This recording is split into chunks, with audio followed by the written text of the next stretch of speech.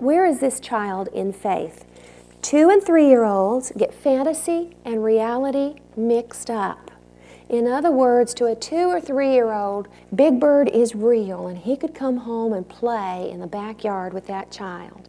Remember, the child hasn't been in the world for very long, and children live in what they imagine. They do not live in what they know, because they do not know very much.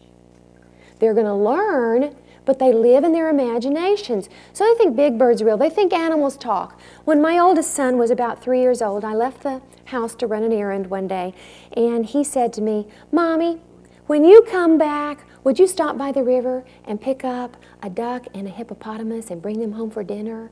And if you see the elephant, would you just bring the elephant too?"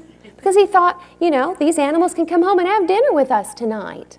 And that's the way they think. They get fantasy and reality mixed up. Now, why do I have that under faith development?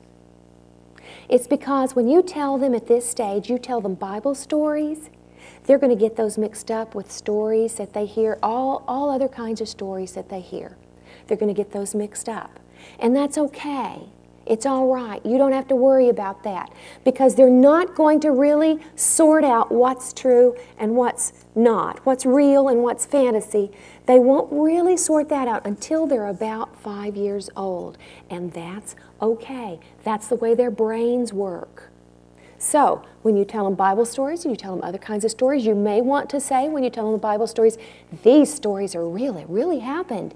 And you may want to say with some of the other stories, these stories didn't really happen, but they're so fun. We love to read these stories, don't we? Now, you couldn't give them a test 10 minutes later and have them, or 5 minutes later and have them tell you what's real and what's not. You're nudging them toward the next stage, but they're not going to enter that stage until their brain develops to that point.